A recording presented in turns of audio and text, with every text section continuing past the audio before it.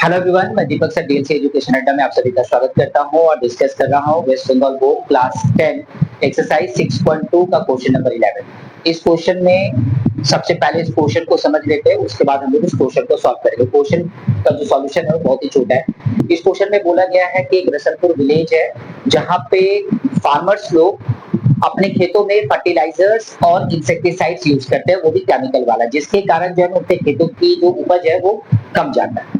तो अब जो है ना फार्मर्स में अवेयरनेस आ गया है, वो लोग अलर्ट हो गए कि हम लोग अब अपने खेतों में फर्टिलाइजर्स और इंसेक्टिसाइड्स जो यूज करते हैं केमिकल वाला वो यूज नहीं करेंगे।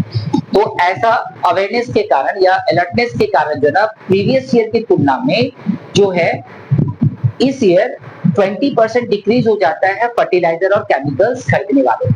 तो एवरी ईयर जो है प्रीवियस ईयर की तुलना में 20% की कमी आ जाता है। बस छोटा सा यहीं पे कैलकुलेशन है कि प्रेजेंट नंबर क्या होना चाहिए। हमारा प्रेजेंट नंबर ऑफ फार्मर क्या है जो आज भी यूज करते हैं, प्रेजेंट नंबर ऑफ फार्मर्स जो आज भी यूज करते हैं, क्या यूज करते हैं, फर्टिलाइजर्स या इंसेक्टिसाइड्स यूज करते हैं।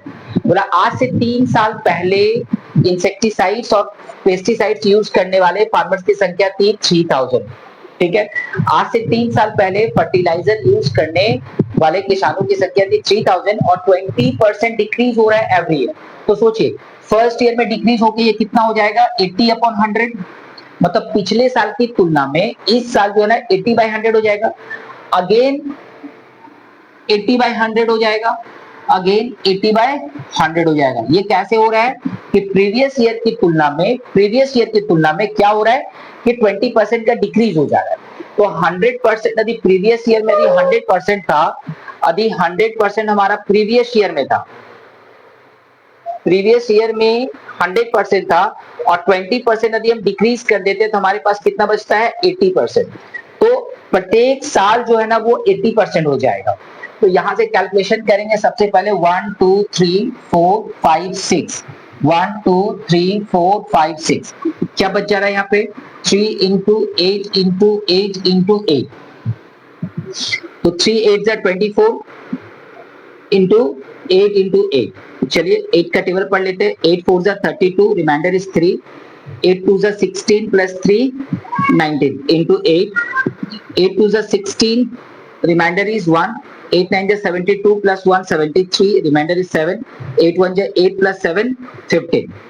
तो आज से 3 साल पहले किसानों की संख्या थी 3000 जो पेस्टिसाइड्स या इंसेक्टिसाइड्स यूज करते थे, केमिकल फर्टिलाइजर यूज करते थे। लेकिन आज उसकी संख्या हो गई है 1536। ठीक है, तो ये एक छोटा सा कैलकुलेशन है, बहुत ही छोटा कैलकुलेशन है। यही कैलकुलेशन में यदि अवेयरनेस के कारण जो है ना ऐसे किसान जिसकी संख्या, मतलब ऐसे किसान जो फर्टिलाइजर नहीं यूज करते हैं, अभी उसकी संख्या में 20% का इंक्रीज बताया जाए, तो यहाँ पे हम लोग क्या करेंगे, ये जो 80% है इसको 120% कर देंगे।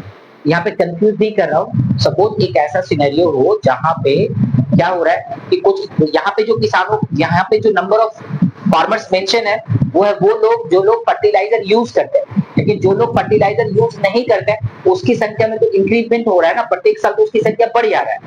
यहाँ पे ऐसे फार्मर्स की संख्या दिया हुआ 3000 जो फर्टिलाइजर को यूज करता है।